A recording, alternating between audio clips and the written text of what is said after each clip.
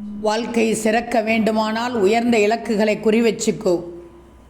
யார் ஒருவர் மற்றவர்களும் நன்றாக இருக்க வேண்டும் என்று நினைக்கிறார்களோ அந்த குணத்திற்காகவே இவர்களும் நன்றாக இருப்பார்கள். நிராசையாகி போனாலும் பரவாயில்லை, எப்போதும் உயர்ந்த இலக்குகளை நோக்கியே குறிவச்சுக்கோ. அப்படியே பழகிக்கோ. விடாமுயற்சி என்பது எவ்வளவு முறை தோற்றாலும் மீண்டு எழுந்தும் நிற்பதுதான்.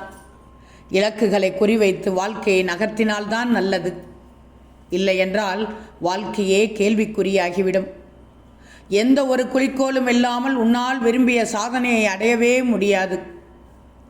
உயர்ந்த இலக்குகளை உருவாக்கிக்கோ. அதற்கு தேவையான உந்துதல் சக்தி அவசியம் உனக்கு. உந்துதல் என்பது என்ன தங்கமே? ஒரு இலக்கை தொடர உன்னை தூண்டும் மனநிலையை குறிக்கும். உந்துதல் என்பது கார்களை இயக்க எரிபொருள் எவ்வளவு அவசியமோ அதுபோல்தான் உந்துதல் இல்லாமல், உசுப்பல் இல்லாமல் எதையும் உன்னால் சாதிக்க முடியாது.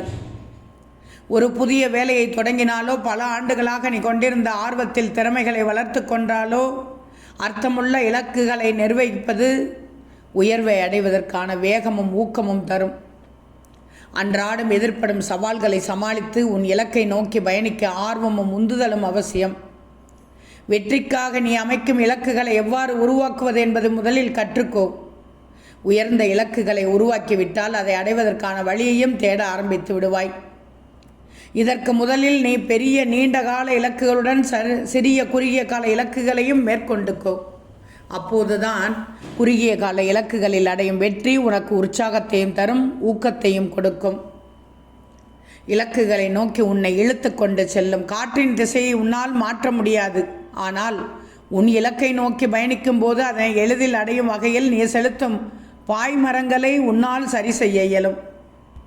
உறவினர்களாலும் உன்னை சுற்றி உள்ளவர்களாலும் ஏற்படுதல் உந்துதல் காரணமாக ஒரு செயலில் சிறந்து விளங்கி நினைத்த இலக்குகளை அடைய சிறந்த அணுகுமுறைகளை பின்பற்றிக்கோ. அதற்காக உழைச்சிக்கோ. அதை அடைய முழு அர்ப்பணிப்பை கொடுத்துக்கோ. அப்பத்தான் உன்னை சிறந்த நபராக மாற்றும். ஆக உன் சாய் சொல்ல வருவது என்னவென்றால், உயர்ந்த இலக்குகளை கொண்டு பொறுப்புடன் செயல்பட வாழ்க்கையில் முன்னேற்றம் நிச்சயமாக உனக்கு கிடைக்கும்.